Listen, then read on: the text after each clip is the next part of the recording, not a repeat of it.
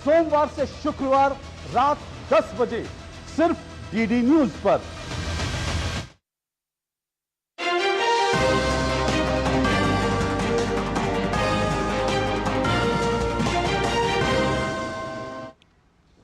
नमस्कार, स्वागत है आप सभी का डीडी न्यूज में। आपके साथ समाचार लेकर हाजिर हूं मैं संध्या शर्मा। आइए बुलेटिन की शुरुआत करते हैं हेडलाइंस के साथ। बिहार में 6 नवंबर को होने वाले पहले चरण के लिए नामांकन प्रक्रिया शुरू, लेकिन एनडीए और इंडी गठबंधन में सीट बंटवारे पर अब भी फंसा पेंच।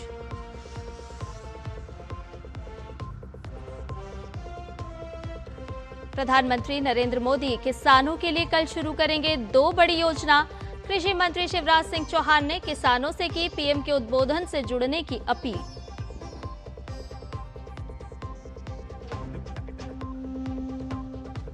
दिल्ली में आज होगी भारत अफगानिस्तान के विदेश मंत्रियों की मुलाकात। द्विपक्षीय संबंधों और क्षेत्रीय मुद्दों पर होगी बातचीत।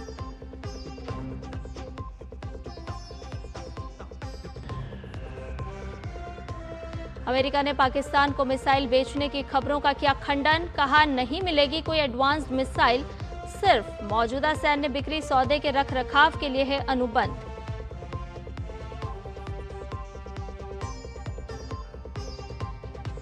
और देश भर में करवा चौथ की रौनक, सुहागिनों ने रखा व्रत। शाम को चांद को अर्घ्य देकर संपन्न होगी पूजा।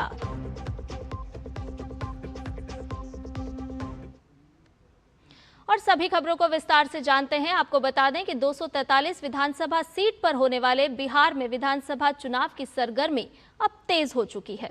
आज पहले चरण के मतदान के लिए चुनाव आयोग की ओर से अधिसूचना जारी हो गई है। यानी आज से 6 नवंबर को होने वाले पहले चरण की वोटिंग के लिए सभी दल के प्रत्याशी नामांकन भर सकेंगे। 6 नवंबर को 121 सीट पर वोटिंग होगी। नामांकन प्रक्रिया की वीडियोग्राफी होगी। छुट्टी वाले दिन जमा नहीं हो सकेंगे नामांकन पत्र। वहीं 6 नवंबर को पटना, दरभंगा, मधेपुरा, सहरसा, मुजफ्फरपुर, गोपालगंज, सिवान, सारण, वैशाली, समस्तीपुर, बेगूसराय में वोटिंग होनी है। तो आज से नामांकन प्रक्रिया शुरू होगी। पहले चरण की अधिसूचना आज जारी कर दी गई है। आपको बता दें कि इसके अलावा 6 नवंबर को लखीसराय, मुंगेर, शेखपुरा, नालंदा, बक्सर, भोजपुर में मतदान होंगे। 18 अक्टूबर को नामांकन पत्रों की जांच की जाएगी और 20 अक्टूबर तक नाम वापस लिए जा सकते हैं।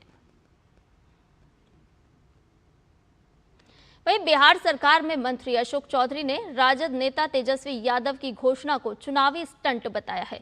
अशोक चौधरी ने कहा कि नौकरी की बदौलत तेजस्वी सनसनी फैलाना चाहते हैं। ये सब चुनावी जिसको बोलते हैं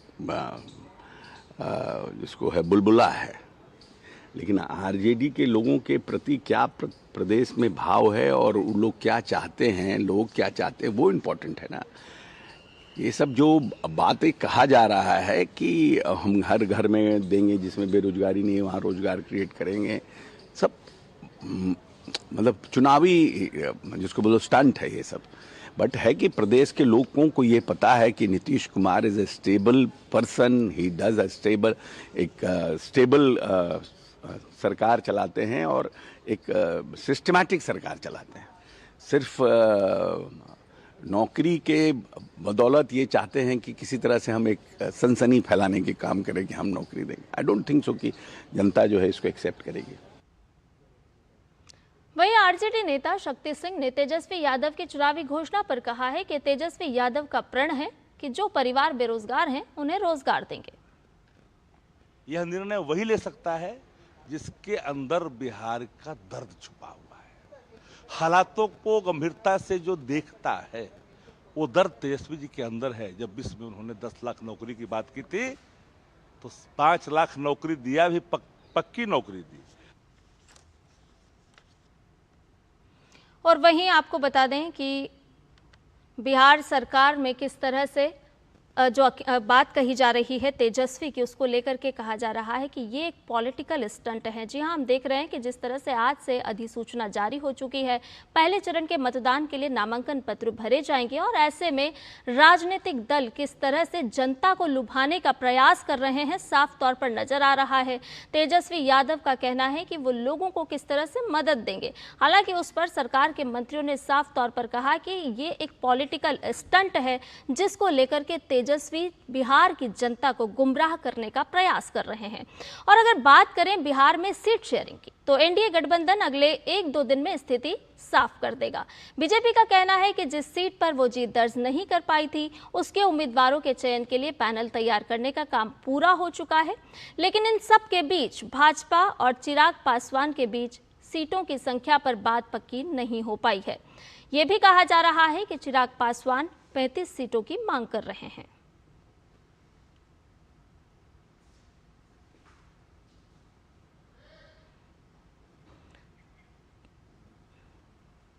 इंडी गठबंधन में भी सीट बंटवारे का पेंच अभी भी फंसा हुआ है।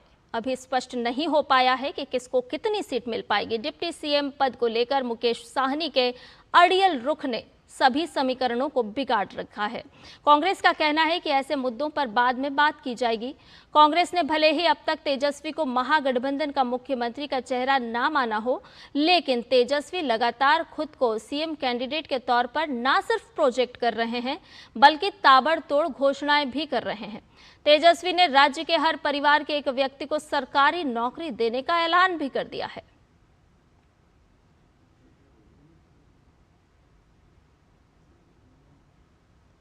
और वहीं एनडीए और महागठबंधन के बीच एक तीसरा कोण बनने का दावा करने वाले प्रशांत किशोर ने अपनी जनसुराज पार्टी के 51 प्रत्याशियों की पहली लिस्ट जारी कर दी है, जिसमें कई प्रभावशाली नाम शामिल हैं। पहली लिस्ट में जाने माने अधिवक्ता वाईवी गिरी, भोजपुरी गायक और अभिनेता रितेश पांडे समेत कई अन्य बड़े चेहरे शामिल किए गए हैं।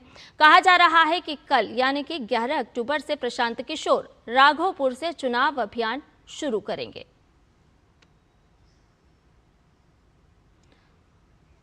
तो बिहार विधानसभा चुनाव को लेकर बिगुल बज चुका है और ताजा अपडेट के साथ हमारे सहयोगी संवाददाता कुमार आलोक पटना से जुड़ गए हैं। कुमार आलोक, पहले तो यही बताइए कि आज से अधिसूचना जारी हो गई है, नामांकन पत्र दाखिल करने का सिलसिला भी आज से शुरू होगा। ऐसे में आप किस तरह की सियासी सरगर्मी देख पा रहे हैं, जनता की नब्ज किस तरह से आप टटोल पा रहे हैं? देखिए, नामांकन आज से शुरू होगा और इसके लिए चुनाव आयोग के द्वारा जितने भी इंतजामात हैं वो किए गए हैं। काफ़ी रूल्स जो है, स्ट्रिक्ट रूल्स अपनाया जाएगा जिला प्रशासन के द्वारा, क्योंकि जहाँ भी समाहरणालय है या जिला का जो समाहरणालय होता है वहाँ नामांकन स्थल होगा। इसके अलावा जो अनुमंडल है तो अनुमंडल का जो कार्यालय होगा वो नामांकन स्थल होगा। और बहुत सारी हिदायतें जारी की गई है कि अगर नामांकन दाखिल करने आप जा रहे हैं तो 3 से ज़्यादा गाड़ियां आप नहीं लेकर जा सकते हैं। इसके अलावा और बहुत सारी रिस्ट्रिक्शंस हैं जिसका डिस्ट्रिक्ट एडमिनिस्ट्रेशन और स्टेट एडमिनिस्ट्रेशन और चुनाव आयोग सख्ती से इसका पालन कर रहा है। दूसरी बात, जहां तक राजनीतिक समीकरणों की हम अगर बात करें, अगर नब्ज टटोलने की बात करें, तो यहाँ पर मुकाबला अब तो बाद में अभी जो राजनीति का सारा केंद्र यानी बिहार की राजनीति का सारा केंद्र इसमें पटना में, राजधानी पटना में है, क्योंकि दोनों ही प्रमुख गठबंधन जो है अभी तक वो सीट शेयरिंग के मामले में फाइनल नहीं हो सका है। अभी तक कहा जा रहा था कि आज शाम तक फाइनल हो जाएगा महागठबंधन और एनडीए का भी, लेकिन ऐसा नहीं लगता है। अभी लग रहा है कि एक दो दिन और लगेगा, यानी 13 तारीख को ही सीटों का जो सीट शेयरिंग का जो मामला है एनडीए और महागठबंधन का तय हो पाएगा। अगर एनडीए की हम अगर बात करें तो एनडीए में चिराग पासवान एक फैक्टर बने हुए हैं और बार बार उनकी पार्टी की तरफ से, हालांकि चिराग पासवान कुछ नहीं, उन्होंने प्रेस को स्टेटमेंट दिया है, लेकिन कल एक बहुत बड़ी बैठक हुई थी उनके कार्यालय में और उसमें जो चर्चाएं हुई उसको मीडिया के सामने तो नहीं लाया गया है। लेकिन चिराग पासवान या उनके जो सूत्र हैं, लोजपा के जो सूत्र हैं, उनका मानना है कि चिराग पासवान कम से कम 35 सीटों पर चुनाव लड़ना चाहते हैं। लेकिन अभी तक जो एनडीए का जो समीकरण है, एनडीए का जो सीट शेयरिंग का जो समीकरण है उसमें कहा जा रहा है कि 24 से लेकर 25 सीटें लोजपा को दी जा सकती है। अगर हम महागठबंधन की बात करें तो यहाँ पर एक आक्रामक रुख अपनाए हुए हैं जो वीआईपी पार्टी है, जिसके मुकेश सहनी प्रेसिडेंट हैं। उनका भी मानना है कि उन्होंने तो 61 सीटों की लिस्ट लालू प्रसाद यादव को दी थी, लेकिन फिर बाद में कम से कम वो चाहते हैं कि 30 सीटों पर चुनाव लड़े। और अगर हम सीपीआई एमएल की बात करें तो वो भी चाहती है कि उन्होंने 40 सीटों का खाका तैयार किया था और लालू प्रसाद यादव को दिया था, लेकिन महागठबंधन में उनको कहा जा रहा है कि 19 सीटें जो पिछली बार मिली थी वही 19 सीटें उनको मिलेगी। लेकिन बाद में लेकिन जो सूत्र बताते हैं महागठबंधन के, उसमें कहा गया है कि नहीं, कम से कम 5 सीटें सीपीआई एमएल को और दी जा सकती है। तो ये सीटों का जो सीट शेयरिंग का जो मामला है वो दोनों ही गठबंधन के लिए अभी तय नहीं हो पा रहा है, लेकिन कहा जा रहा है कि एनडीए में सब कुछ सामान्य है। लोजपा के जो रामविलास पासवान है, उनकी मुलाकात बीजेपी के बड़े जो नेता हैं उनसे हो चुकी है और ऐसा माना जा रहा है कि एनडीए में आज शाम तक सीट शेयरिंग के मामले में कुछ फैसला हो जाए। लेकिन महागठबंधन के बारे में कहा जा रहा है कि उनके सीट शेयरिंग का जो मामला है वो 13 तारीख तक जा सकता है। अब देखना होगा कि आज देर शाम एनडीए का सीट शेयरिंग का फैसला हो पाता है या नहीं।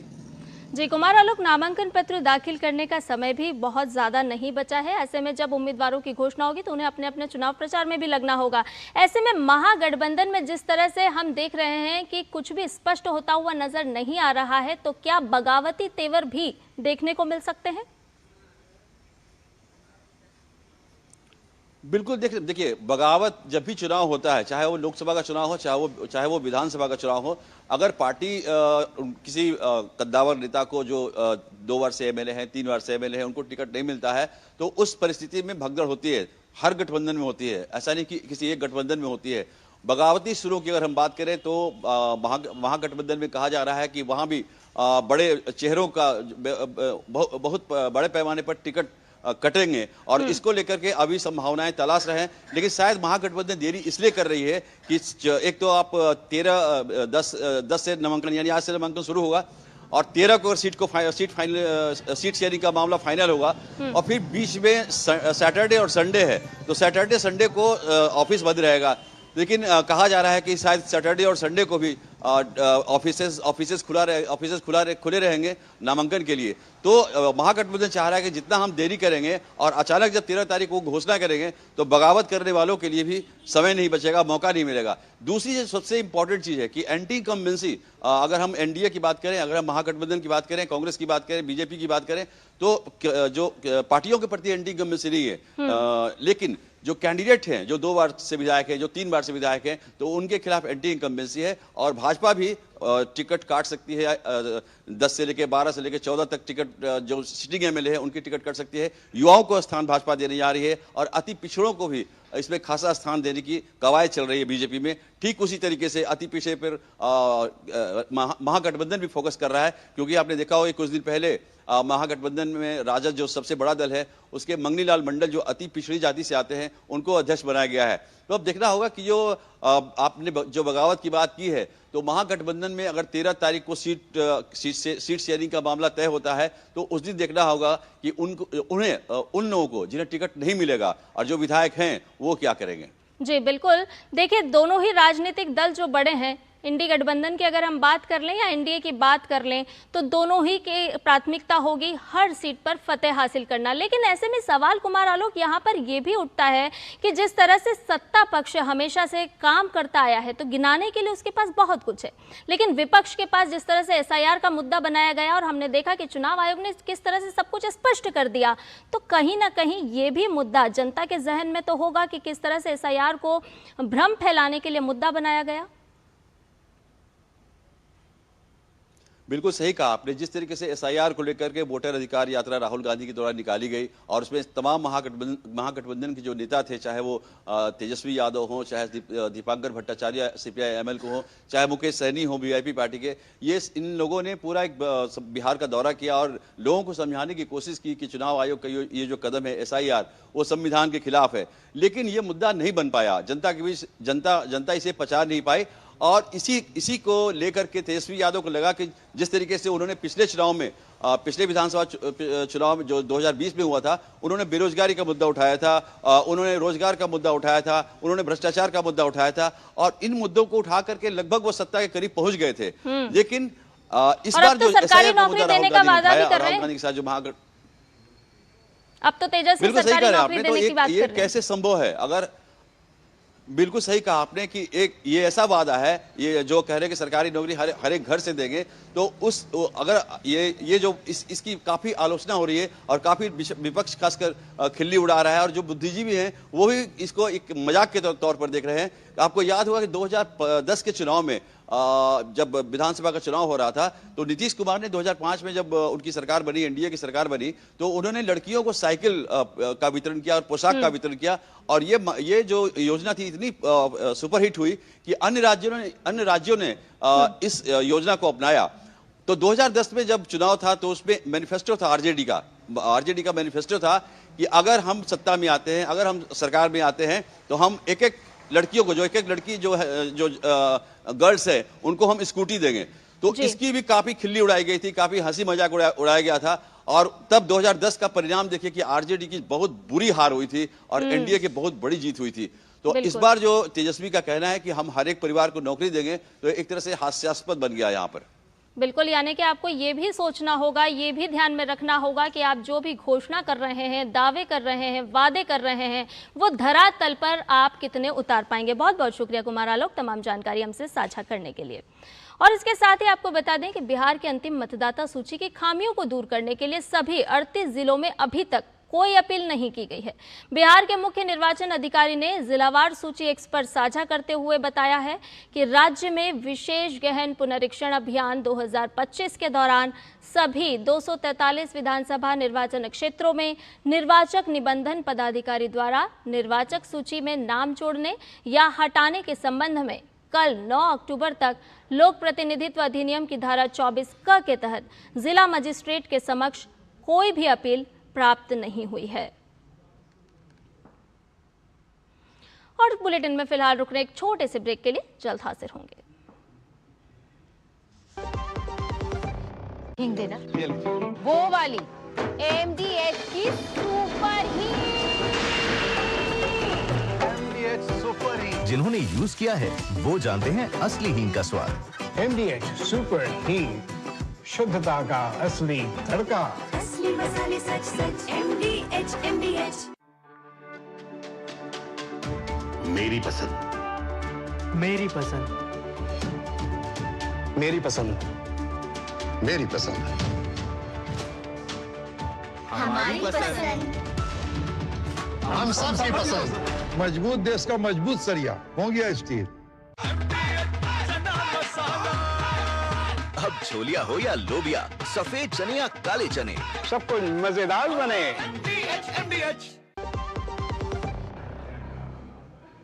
और ब्रेक के बाद समाचार में आपका एक बार फिर से स्वागत है। खबरों में बढ़ते हैं आगे। प्रधानमंत्री नरेंद्र मोदी 11 अक्टूबर को सुबह 10:30 बजे देश के किसानों के लिए 2 बड़ी योजनाएं, प्रधानमंत्री धन धान्य कृषि योजना और दलहन आत्मनिर्भरता मिशन की सौगात देने जा रहे हैं। कृषि मंत्री शिवराज सिंह चौहान ने दूरदर्शन के माध्यम से देश भर के सभी किसानों से पीएम मोदी के उद्बोधन के साथ जुड़ने की अपील की है। प्रिय किसान बहनों और भाइयों, दूरदर्शन के माध्यम से मैं आपसे अपील करना चाहता हूं, ये 2 महत्वपूर्ण मिशन, आत्मनिर्भरता के लिए दलहन मिशन और प्रधानमंत्री धन धान्य कृषि योजना 11 अक्टूबर को 10:30 बजे प्रधानमंत्री जी लॉन्च करेंगे और प्रधानमंत्री से किसानों को सीधा जोड़ने के लिए हमने तय किया है कि हर राज्य में एक राज्य स्तर का कार्यक्रम होगा, जिले में जिले स्तर पर कार्यक्रम होगा, ब्लॉक में कार्यक्रम होगा और हमारी कोशिश यह है कि पंचायत में भी किसान भाई बैठ के प्रधानमंत्री जी के उद्बोधन को सुने, उस समय उनसे प्रेरणा प्राप्त करें। इसके अलावा सभी 731 कृषि विज्ञान केंद्रों पर किसान बैठकर कार्यक्रम सुन सकते हैं। आईसीआर के 113 संस्थानों में भी कार्यक्रम संपन्न होगा, आप वहाँ से जुड़ सकते हैं। हमारे कृषि समृद्धि केंद्र सहकारिता विभाग के वहाँ भी कार्यक्रमों का आयोजन होगा। एग्रीकल्चर यूनिवर्सिटीज में कार्यक्रमों का आयोजन होगा। मंडियाँ भी कार्यक्रम का आयोजन कर रही हैं। कहीं ना कहीं बैठकर इस कार्यक्रम को जरूर सुने। ये कार्यक्रम प्रधानमंत्री जी का कार्यक्रम में उद्बोधन आपको कृषि में उत्पादन बढ़ाने के लिए, बेहतर कृषि करने के लिए नई प्रेरणा और नई ऊर्जा देगा। और इनमें से भी अगर किसी स्थान पर ना पहुंच सके तो ऑनलाइन टीवी पर या अपने मोबाइल पर जरूर प्रधानमंत्री जी से जुड़ें। और अब बात करते हैं पश्चिम बंगाल की, क्योंकि यहां एसआईआर पर सियासत तेज हो रही है। भाजपा नेता दिलीप घोष ने पश्चिम बंगाल की मुख्यमंत्री ममता बनर्जी पर पलटवार करते हुए कहा है कि जो बांग्लादेशी घुसपैठिए हैं उनका नाम हटाया जाना चाहिए और इसीलिए एसआईआर हो रहा है। लेकिन ममता बनर्जी इसी बात से डर रही हैं। जो ओरिजिनल वोटर है, यहाँ के रेसिडेंट्स हैं, उनका नाम क्यों बात जाए, लेकिन जो बांग्लादेशी घुसपैठिया हैं उनका तो नाम बात जाना ही है और इसीलिए एसआईआर हो रहा है। और निश्चित जान लीजिए उसके साथ साथ जो और फर्जी वोटर है, दूसरी जगह नाम है, यहाँ भी है, डबल है, किसी का डेथ हो गया उसका नाम है, इस सब तो छटाई होना, ये तो सिस्टम है। अरे इसीलिए एसआईआर हो रही है। डर क्यों रहे हैं आप? हर 20-25 साल में होता है और एक प्रोसीड्योर हो रहा है, लेकिन आपको डर है कि आपने जो बांग्लादेश से बुला कर लोगों को वोटर बनाया यहाँ, ये भी छट जाएंगे। तो ममता बनर्जी के विवादित बयान से अब नया तूफान खड़ा हो गया है। भाजपा नेताओं ने इसे लोकतांत्रिक संस्थाओं का अपमान बताते हुए कड़ी कार्रवाई की मांग की है। भाजपा आईटी सेल के प्रमुख पश्चिम बंगाल में भाजपा के सह प्रभारी अमित मालवीय ने ममता बनर्जी पर निशाना साधा है।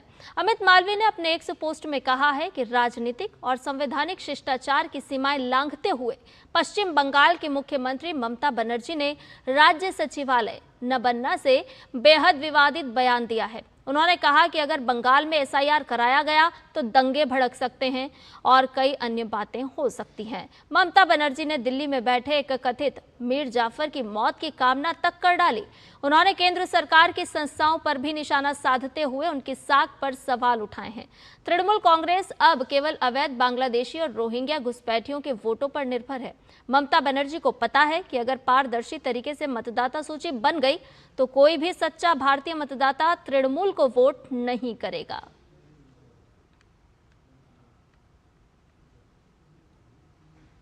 और बिहार एसआईआर को लेकर सुप्रीम कोर्ट में सुनवाई के दौरान वरिष्ठ अधिवक्ता प्रशांत भूषण द्वारा एक याचिकाकर्ता द्वारा कथित रूप से गलत जानकारी वाला हलफनामा प्रस्तुत करने पर सुप्रीम कोर्ट ने फटकार लगाई थी।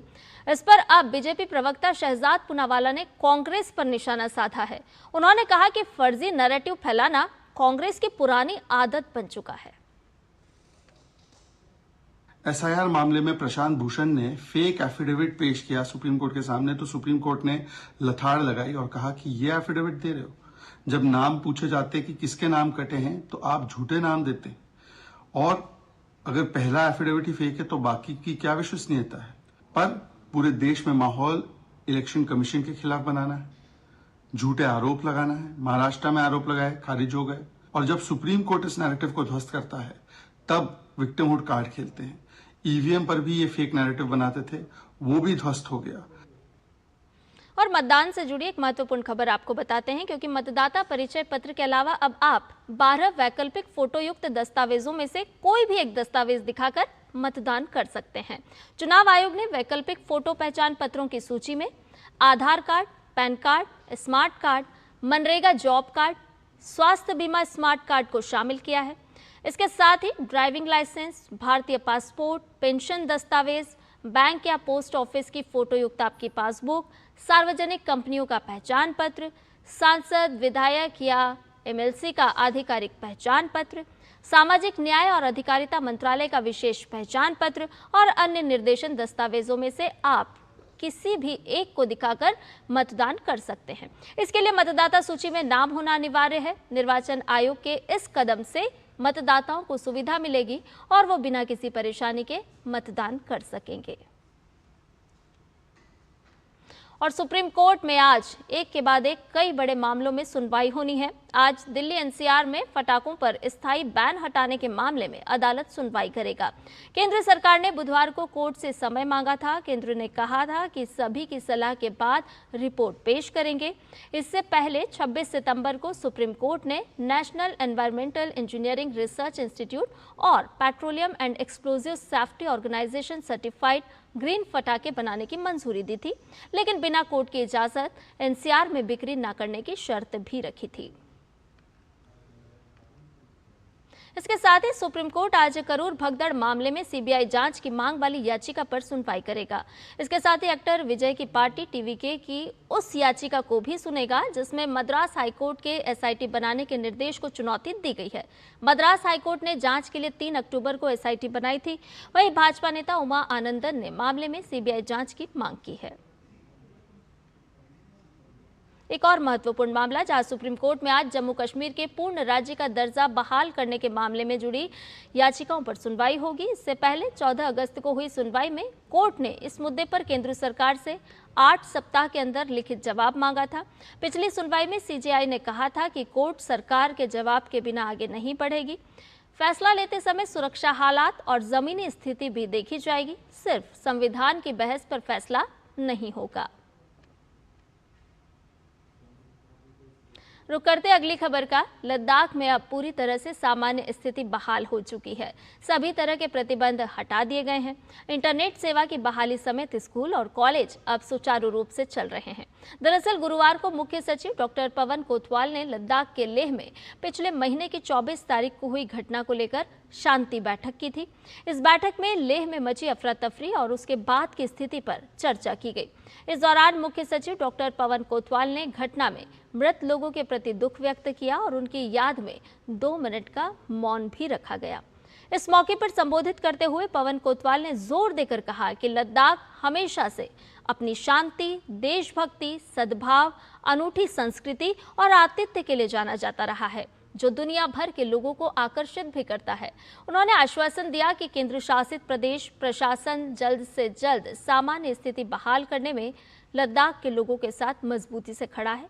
वहीं उपराज्यपाल कविंदर गुप्ता ने शांति बहाली में प्रशासन, सुरक्षा बलों और स्थानीय लोगों की सराहना की है। वहीं अफगानिस्तान के विदेश मंत्री आमिर खान मुत्तकी भारत दौरे पर हैं। ये अगस्त 2021 में तालिबान के अफगानिस्तान पर नियंत्रण करने के बाद से भारत की पहली मंत्री स्तरीय उनकी यात्रा है। मुत्तकी आज नई दिल्ली में विदेश मंत्री डॉक्टर एस जयशंकर के साथ वार्ता करने वाले हैं। इस दौरान दोनों नेताओं के बीच परस्पर हित से जुड़े तमाम द्विपक्षीय और क्षेत्रीय मुद्दों पर चर्चा होगी। विदेश मंत्रालय ने कहा कि भारतीय पक्ष इस संवाद को लेकर खासा उत्सुक है। ये यात्रा आमिर खान मुत्तकी को संयुक्त राष्ट्र द्वारा विशेष छूट दिए जाने के बाद संभव हुई है।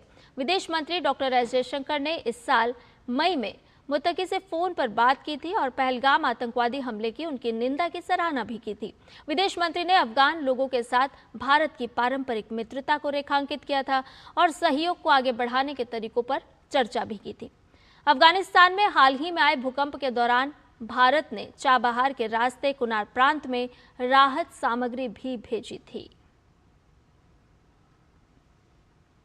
रक्षा मंत्री राजनाथ सिंह ने ऑस्ट्रेलिया के सहायक रक्षा मंत्री पीटर खरील के साथ द्विपक्षीय बैठक की।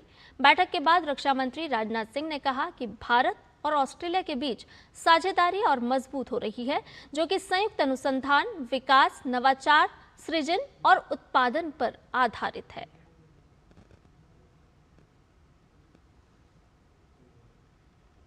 Our governmental frameworks are robust and getting further strengthened.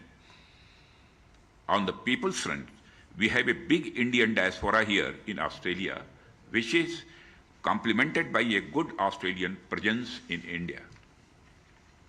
And yet, our defense industrial partnership, based on joint research and development, innovation, co-creation, and co-production, still has an untapped potential. रक्षा मंत्री राजनाथ सिंह ने आगे कहा कि भारत संरचनात्मक सुधारों की परिवर्तनकारी यात्रा पर है, विशेष रूप से विनिर्माण क्षेत्र में, जो विश्व स्तर पर चौथी सबसे बड़ी अर्थव्यवस्था और दुनिया की सबसे तेज अर्थव्यवस्था भी है।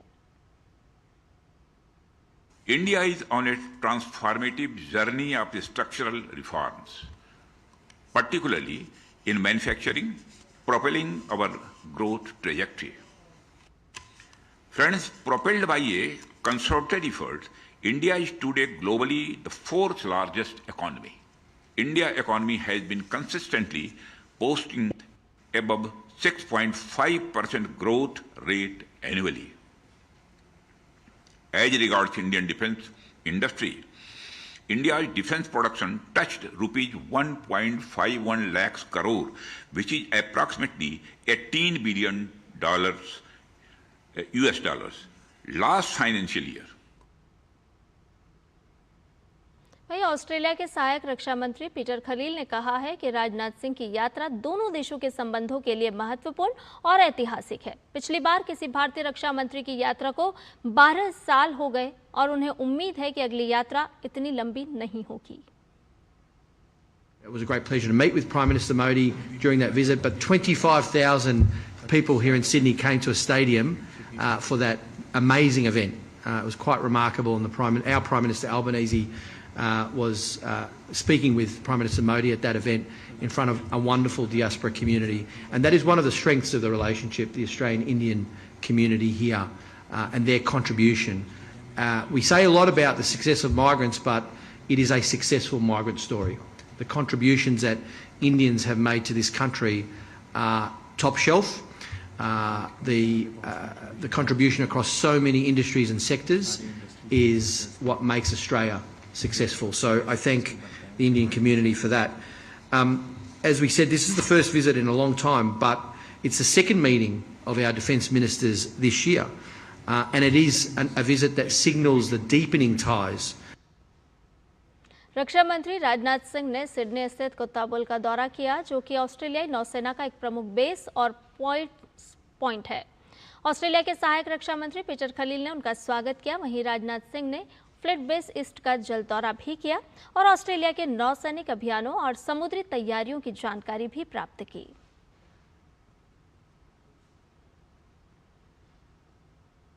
भारतीय सेना की रुद्र ब्रिगेड ने उत्तरी सिक्किम के चुनौतीपूर्ण उच्च पर्वतीय क्षेत्र में उत्कृष्ट ऑपरेशनल तैयारियों का प्रदर्शन किया है। पूर्वी कमान की ब्रिगेड इंटीग्रेटेड एआईआई आर्म्स फॉर्मेशन के रूप में काम कर रही है और भारतीय सेना के परिवर्तनकारी विकास को और अधिक मजबूत कर रही है।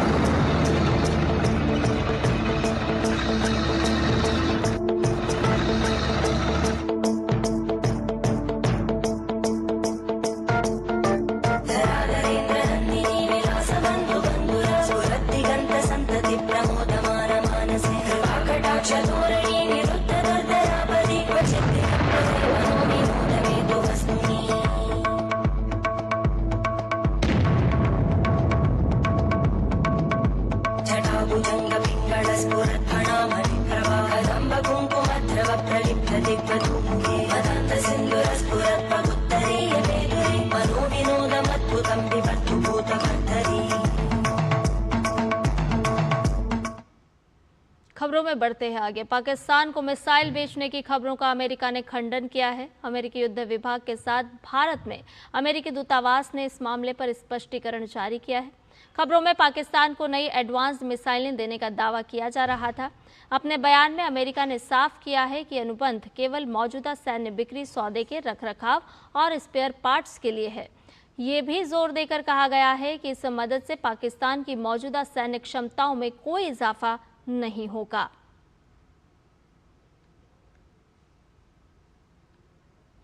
फिलीपींस के मिंडानाओ क्षेत्र में 7.6 तीव्रता का भूकंप आया है। यूरोपीय भूमध्य सागरीय भूकंप विज्ञान केंद्र के अनुसार भूकंप का केंद्र 58 किलोमीटर की गहराई पर था। अमेरिकी सुनामी चेतावनी प्रणाली ने सुनामी की धमकी जारी करते हुए कहा है कि भूकंप के केंद्र से 300 किलोमीटर के दायरे में स्थित तटों पर खतरनाक सुनामी लहरें उठ सकती है। और अमेरिकी राष्ट्रपति डोनाल्ड ट्रंप ने गाजा शांति समझौते पर कहा है कि सोमवार या मंगलवार तक सभी इजरायली बंधक रिहा हो जाएंगे। गाजा शांति समझौते पर मिस्र में हस्ताक्षर होंगे, जिसमें डोनाल्ड ट्रंप के शामिल होने की संभावना है। उन्होंने कहा कि इससे इजरायल और अरब देशों में सकारात्मक माहौल बना है और गाजा में जीवन स्तर सुधारने के लिए अंतर्राष्ट्रीय आर्थिक सहायता की योजना पर भी काम किया जा रहा है। अमेरिकी राष्ट्रपति ने कहा कि इस बीच ईरान पर हमला करना आवश्यक था, जिससे गाजा में शांति की राह बहाल हो सके। ट्रंप ने उम्मीद जताई है कि अब मध्य पूर्व में स्थायी शांति आएगी। अमेरिका गाजा में स्थिरता लाने के प्रयासों के तहत इजरायल में 200 सैनिक भेजेगा। अमेरिकी अधिकारियों ने बताया है कि ये सैनिक गाजा में नहीं जाएंगे, बल्कि इजरायल में रहकर सहायता कार्यों में समन्वय करेंगे। अमेरिकी सेंट्रल कमांड इसके लिए एक task force civil military coordination centre बनाएगा, जिसका उद्देश्य गाजा में मानवीय और सुरक्षा सहायता पहुंचाने में मदद करना होगा। टास्क फोर्स में अमेरिका के अलावा मिस्र, कतर, तुर्की के प्रतिनिधि भी शामिल होंगे। अधिकारियों के अनुसार ये प्रयास क्षेत्र में तनाव कम करने और इजरायल अरब देशों के बीच और अधिक समझौते कराने की दिशा में सहायक हो सकता है। प्रधानमंत्री नरेंद्र मोदी ने गाजा शांति समझौते पर अमेरिकी राष्ट्रपति डोनाल्ड ट्रंप से फोन पर बात की। इसकी जानकारी खुद पीएम मोदी ने दी और कहा कि उन्होंने अपने मित्र राष्ट्रपति ट्रंप से बात की और ऐतिहासिक गाजा शांति योजना की सफलता पर बधाई दी। व्यापार वार्ता में हुई सकारात्मक प्रगति की भी समीक्षा की। आने वाले सप्ताह में लगातार संपर्क में बने रहने पर सहमति भी जताई। अमेरिकी राष्ट्रपति के अलावा पीएम मोदी ने प्रधानमंत्री नरेंद्र मोदी ने इजरायल के प्रधानमंत्री बेंजामिन नेतन्याहू से भी बात की। उन्होंने सोशल मीडिया प्लेटफॉर्म एक्स पर लिखा कि राष्ट्रपति ट्रंप की गाजा शांति योजना के तहत हुई प्रगति पर बधाई देने के लिए मैंने अपने मित्र प्रधानमंत्री नेतन्याहू को फोन किया। हम बंधकों की रिहाई और गाजा के लोगों को मानवीय सहायता बढ़ाने पर हुए समझौते का स्वागत करते हैं। इस बात की पुनः पुष्टि हुई कि आतंकवाद किसी भी रूप या स्वरूप में विश्व में कहीं भी स्वीकार्य नहीं होगा। और फिलहाल रुकने एक और छोटे से ब्रेक के लिए जल्द हाजिर होंगे। आपके घर के खाने में रेस्टोरेंट जैसा स्वाद ले आए MDH का शाही पनीर मसाला। पनीर को क्या मस्त बना डाला। जब धरती चीर कर निकलता है लोहे का पत्थर और मिलता है मोंगिया के जोश से, फिर तपता है, पिघलता है और बनता है फौलाद। अब होता है सरिया सारी खूबियों के साथ। मोंगिया स्टील, मजबूत देश का मजबूत सरिया। ब्रेक के बाद समाचार में आपका एक बार फिर से स्वागत है। देश भर में आज करवा चौथ का पर्व मनाया जा रहा है। ये व्रत विवाहित महिलाओं के लिए अत्यंत शुभ और पवित्र माना जाता है। इस दिन महिलाएं अपने पति की लंबी उम्र, सुख समृद्धि और दाम्पत्य जीवन की खुशहाली के लिए निर्जला व्रत रखती हैं। करवा चौथ का व्रत सुबह सूरज उगने से पहले सरगी से शुरू होता है। इस व्रत में माता करवा की पूजा और कथा की जाती है। वहीं इस दिन रात को चांद देखने के बाद ही ये व्रत खोला जाता है। हालांकि कई स्थानों पर करवा चौथ व्रत से जुड़ी मान्यताएं और प्रथाएं अलग अलग हैं।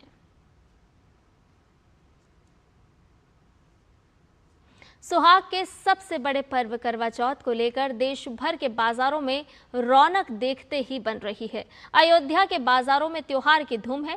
सुहागिन महिलाएं अपने पति की लंबी उम्र के लिए रखे जाने वाले इस व्रत की तैयारियों में जुटी हुई हैं। बाजारों में पूजा सामग्री, करवे, छलनी से लेकर कपड़ों तक की जमकर खरीदारी हो रही है। वहीं महिलाएं अपने हाथों पर मेहंदी भी लगवा रही हैं। दुकानदारों ने भी त्योहार के लिए महीने भर पहले से तैयारी कर ली थी और अब उनके चेहरे पर भी अच्छी बिक्री की खुशी साफ नजर आ रही है। So I've come to India for the Cover Shop Festival. I've come to the market to do some shopping. I've bought some bangles and some shoes, and we're going to go and buy some sari dresses.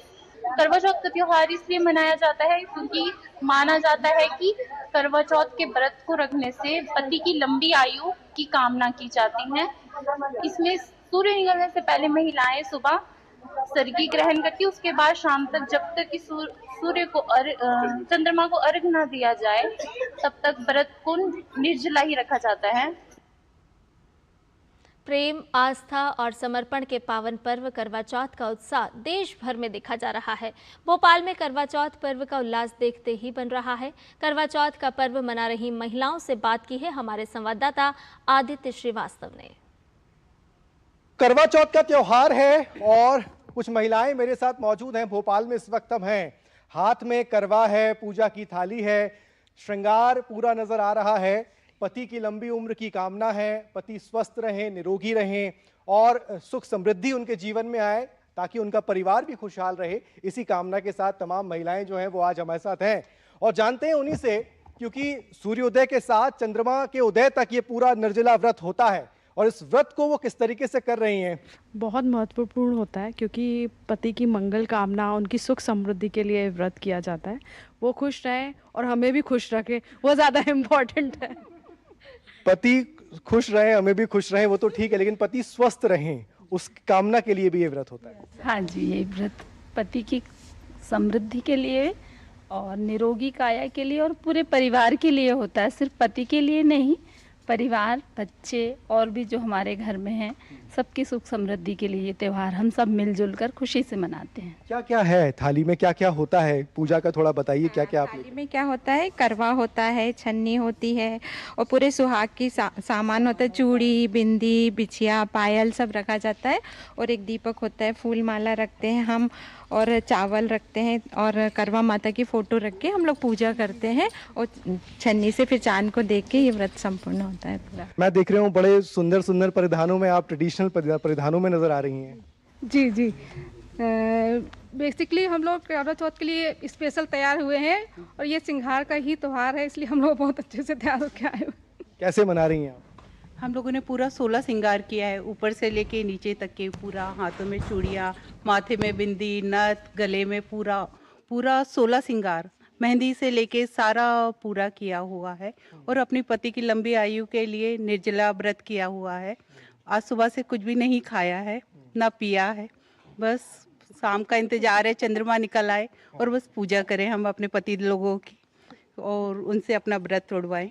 पति के gift का भी इंतजार होगा? बिल्कुल, बहुत जरूरी हो गया है, वही होता है। हालांकि अपना प्रेम और समर्पण जो पति के लिए होता है वो सब व्यक्त करने का सबसे अच्छा तरीका हमें लगता है करवा चौथ है। तो ये बहुत महत्वपूर्ण बात बोल रही हैं कि पति और पत्नी के बीच प्रेम का, समर्पण का प्रतीक भी ये त्योहार है। बिल्कुल सही बोल रही हैं, ये ऐसा होना भी चाहिए। जब पत्नी सुबह से रात तक उनके लिए उपास रखती है निर्जला, तो पति को भी चाहिए उतना ही प्रेम पत्नी को दे। तो क्या कुछ गीत वगैरह सुनाएंगी हमको कि कोई गीत आप लोगों ने तैयार किया हो? सुनाइए। मैया से मांगी वरदान, मिले मुझे पिया जी का प्यार। करवा मैया से मांगू वरदान, मिले मुझे पिया जी का प्यार। श्रृंगार पूरा आपको नजर आ रहा होगा और हाथ में पूजा की थाली है, करवा है, व्रती महिलाएं हैं और दुआ प्रभु से, भगवान से यही है कि उनके पति की लंबी आयु हो, घर में सुख समृद्धि हो। Aditya Shrivastava, DD news, Bhopal.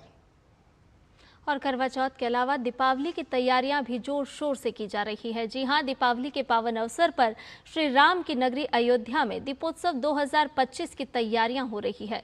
19 अक्टूबर से अयोध्या में भव्य दीपोत्सव का आयोजन किया जाएगा। इस वर्ष दीपोत्सव में 28 लाख दीप जलाने का लक्ष्य रखा गया है, जो पिछले वर्ष की तुलना में 4 लाख ज्यादा हैं। इनमें से 26 लाख दीप सरयू तट और राम की पैड़ी पर जलाए जाएंगे, जबकि शेष दीपों से अयोध्या के मंदिर, मार्ग और घरों को रोशन किया जाएगा। रुक करते हैं उत्तराखंड का। उत्तराखंड के चमोली जिले में पवित्र सिख तीर्थ स्थल हेमकुंड साहिब के कपाट आज दोपहर बाद 2 बजे शीतकाल के लिए बंद हो जाएंगे। हेमकुंड साहिब ट्रस्ट ने सभी आवश्यक तैयारियां पूरी कर ली हैं। कपाट बंद होने की प्रक्रिया सुखमनी साहिब के पाठ के साथ शुरू होगी और इसके बाद वर्ष की अंतिम अरदास होगी। इसके बाद यह तीर्थ स्थल शीतकाल के लिए बंद हो जाएगा।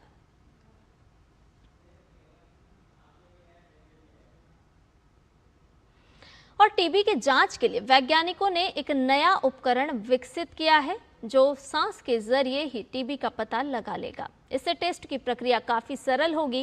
ये रिसर्च स्वीडन के कारोलिंस्का इंस्टीट्यूट के वैज्ञानिकों ने की है। उन्होंने दक्षिण अफ्रीका के प्राथमिक स्वास्थ्य केंद्रों में 137 वयस्क मरीजों पर इसका परीक्षण किया है। इस उपकरण का नाम टीबी हॉटस्पॉट डिटेक्टर है। ये इलेक्ट्रोस्टैटिक तकनीक के जरिए श्वास में मौजूद एरोसोल को इकट्ठा करता है। इसके बाद नमूनों की जांच उसी तरह की जाती है जैसे बलगम के नमूने की जांच होती है। इस तकनीक को एक्सपर्ट एमटीबी RIF अल्ट्रा तकनीक कहते हैं। ये खोज टीबी के संक्रमण और फैलाव को समझने की दिशा में एक बड़ा कदम है, खासकर उस स्थिति में जहां बलगम लेना मुश्किल हो जाता है। वहीं ये उपकरण श्वास में मौजूद टीबी के बैक्टीरिया के DNA को पहचान सकता है। भौतिकी और रसायन के क्षेत्र में नोबेल पुरस्कार मिलने के बाद मौका था साहित्य के क्षेत्र में सर्वश्रेष्ठ पुरस्कार का, जिसमें हंगरी के प्रसिद्ध लेखक, उपन्यासकार और स्क्रीन राइटर लास्लो को अपने साहित्य जगत में अनुपम योगदान के लिए नोबेल पुरस्कार दिया जाएगा। लास्लो क्रॉसजना होरकाई को उनके सम्मोहक और दूरदर्शी रचना के लिए साहित्य का सबसे बड़ा पुरस्कार नोबेल पुरस्कार मिला। The 2025 Nobel Prize laureate of literature, Laszlo Krasznahorkai. Laslo क्रॉसजना होरकाई गहरी सोच वाली उदास कहानियां लिखते हैं, जो हर वर्ग के पाठकों के दिमाग पर गहरा प्रभाव छोड़ती हैं। समाज में एक नए तरह के रचनात्मक परिवर्तन के लिए प्रेरित करती हैं। इनकी लिखी किताबों के बारे में कहा जाता है कि इनकी लेखन शैली सर्वनाशकारी आतंक के बीच कला की शक्ति को प्रदर्शित करती है, जो समाज में बदलाव की एक नई राह दिखाती है। लास्लो क्रॉसजना होरकाई को सर्वनाश का लेखक भी कहा जाता है। लास्लो क्रॉसजना होरकाई का जन्म 1954 में हुआ था। इनका लिखा पहला उपन्यास सेंटान टैंगो 1985 में प्रकाशित हुआ, जिसने इन्हें हंगरी में एक लेखक के तौर पर प्रतिष्ठित किया। उपन्यास सेंटान टैंगो और द मेलाकली ऑफ रेसिस्टेंस पर फिल्में भी बन चुकी हैं। बैरन बेनकाहम की होमकमिंग नाम के उपन्यास के सम्मोहक वाक्यों से पाठकों के भीतर निराशा से आशा की तरफ जाने की प्रेरणा मिलती है। द मेलाकली ऑफ रेसिस्टेंस एक छोटे से गांव और उसके लोगों की मुश्किल भरी जिंदगी के इर्द गिर्द घूमती है, जो मानव स्वभाव के दोष और गुणों को बखूबी पेश करती है। He published his first work before the fall of the wall in 1985, and he's been extremely active since then up until now. And he is, you can say that he's an extension maybe of the European modernist kind of epic writing that we have seen so many examples of before, but it takes it to new heights, if you can call it that. Laslo क्रॉसजना होरकाई मध्य यूरोपीय परंपरा के एक महाकाव्य लेखक है। Nobel पुरस्कार चयन समिति ने बताया कि उनके लेखन में दर्शन होता है, जो आज के पाठकों को काफी प्रभावित करता है।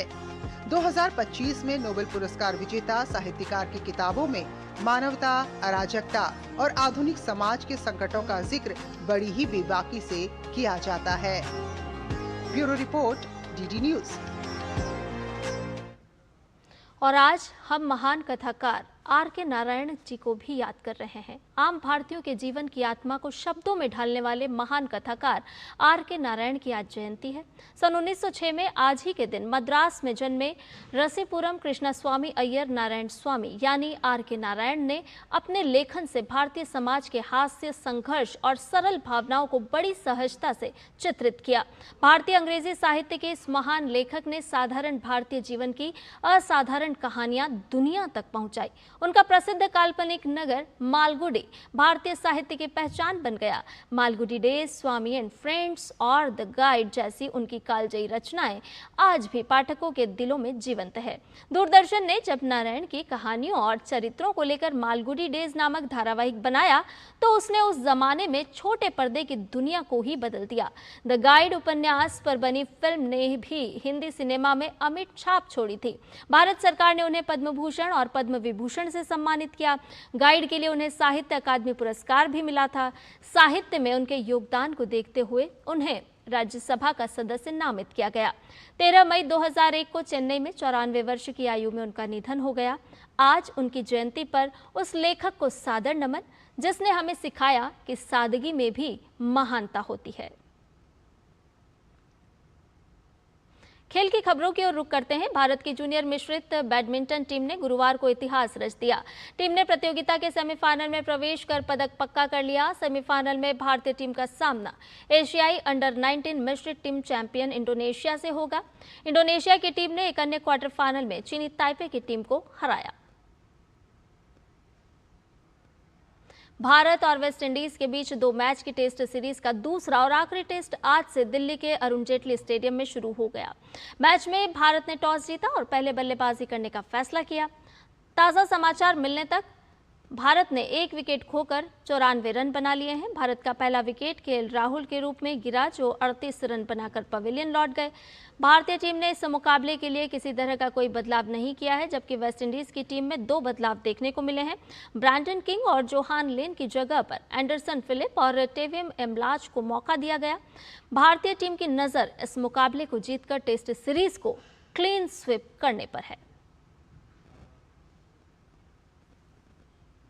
और वहीं आईसीसी महिला क्रिकेट विश्व कप में आज बांग्लादेश के सामने न्यूजीलैंड की चुनौती होगी। ये मुकाबला गुवाहाटी में खेला जाएगा। बांग्लादेश ने अभी तक 2 मैच खेले हैं जिसमें टीम को 1 में जीत और 1 में हार मिली है, जबकि न्यूजीलैंड की टीम फिलहाल जीत की तलाश में है। पहले मैच में ऑस्ट्रेलिया के खिलाफ 88 रन की हार के बाद न्यूजीलैंड को दक्षिण अफ्रीका के खिलाफ 6 विकेट से हार का मुंह देखना पड़ा। हरियाणा स्पोर्ट्स के पूर्व महानिदेशक जगदीप सिंह ने हाल ही में खत्म हुई विश्व पैरा एथलेटिक्स चैंपियनशिप को बेहद सफल माना है। उनके मुताबिक इस आयोजन ने देश में पैरा खिलाड़ियों को एक नई पहचान दी है। जगदीप सिंह से खास बातचीत की है हमारे संवाददाता गौरव कुमार ने। देश ने सफलतापूर्वक पैरा एथलेटिक्स वर्ल्ड चैंपियनशिप की मेजबानी की है और इस वक्त हमारे साथ हरियाणा स्पोर्ट्स के फॉर्मर डीजी जगदीप सिंह हैं। कैसे देखते हैं इस पूरी एक जो मेजबानी भारत ने की है? कि मैं तो ये कहना चाहूँगा पैरा का सबसे बड़ा इवेंट हिंदुस्तान के इतिहास में ये पैरा वर्ल्ड चैंपियनशिप है जो 12th एडिशन है। इससे पहले जापान में हुआ था और वहाँ भी परफॉर्मेंस बड़ी अच्छी रही थी। मैं खिलाड़ियों को शुभकामनाएं देना चाहूँगा और बधाई देना चाहूँगा। अगर बात की जाए देश में पैरा एथलीटों के विकास की तो आपको क्या लगता है कि किस तरह से यहाँ पर अब एक इस आयोजन से किस तरह की एक नई क्रांति जो है वो देश में आएगी और खास तौर से पैरा खेलों को लेकर के किस तरह का एक बदलाव जो है, मूड जो है वो किस तरह का चेंज आप देखते हैं? कभी भी आपको एक मेगा इवेंट और ख़ास तौर पे वर्ल्ड चैंपियनशिप और वर्ल्ड कप लेवल तक का प्रोग्राम जब करवाते हैं, इवेंट करवाते हैं, उससे पूरे देश में एक नई भावना, नया जोश का संचार होता है। 2036 की हम ओलंपिक की मेज़बानी का हम अपने तरफ से प्रयास कर रहे हैं कि वो हम मेज़बानी उसकी कर पाएं, तो उस दिशा में इस कदम को किस तरह से देखते हैं? ये एक बड़ा मोरल बूस्टर रहेगा और मैं इसके लिए प्रधानमंत्री जी का और खेल मंत्री जी का, भारत सरकार का विशेष तौर पर धन्यवाद करना चाहूँगा कि मोदी जी के दिशा निर्देशानुसार बहुत बढ़िया काम देश में स्पोर्ट्स का हो रहा है। खेलो इंडिया यूनिवर्सिटी गेम्स, खेलो इंडिया यूथ गेम्स, खेलो India tribal games, winter games, पता नहीं क्या क्या इवेंट हुए हैं जो कभी इस देश में नहीं हुए थे। तो मैं ये मानता हूँ कि ये वर्ल्ड चैंपियनशिप 12th एडिशन देश के लिए, पैरा स्पोर्ट्स पर्सन्स के लिए एक मोरल बूस्टर रहेगा और इससे हमारे देश के लोगों को पता चलेगा कि पैरा स्पोर्ट्स में भी हमारा कंट्री कितना ऊपर है। और 2036 जो ओलंपिक्स के लिए हम बिड लगा रहे हैं उसमें पैरा स्पोर्ट्स पर्सन्स को बहुत बढ़िया एक प्लेटफॉर्म मिलेगा। इस तरह के जो आयोजन होते हैं वो न केवल खिलाड़ियों का मोराल को जो है वो बूस्ट अप करते हैं, बल्कि देश की मेजबानी को लेकर के एक भरोसा है उसको भी आगे बढ़ाते हैं। कैमरामैन नवीन के साथ मैं गौरव कुमार, डीडी न्यूज, दिल्ली। और आज विश्व मानसिक स्वास्थ्य दिवस है। मानसिक समस्याओं से बचाव कर मानसिक स्वास्थ्य को कैसे बेहतर बनाया जा सकता है, आइए आप इस रिपोर्ट में समझिए और इसके साथ मुझे दीजिए इजाजत। नमस्कार।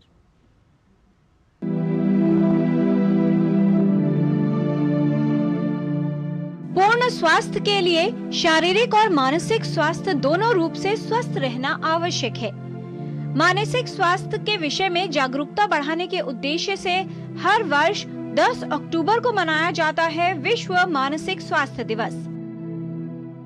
आज विश्व मानसिक स्वास्थ्य दिवस है और आज इस साल जो थीम है वो है access to services, mental health in catastrophes and emergencies. मानसिक स्वास्थ्य का बहुत बड़ा महत्व है। ज़्यादातर ध्यान जो रिलीफ में फिजिकल हेल्थ का होता है, मगर ये देखा गया है वर्ल्ड ओवर कि उसमें कहते हैं mental health and psycho social support is very very important. यदि मानसिक स्वास्थ्य ठीक न हो तो व्यक्ति को जीवन में कई प्रकार की समस्याओं का सामना करना पड़ता है।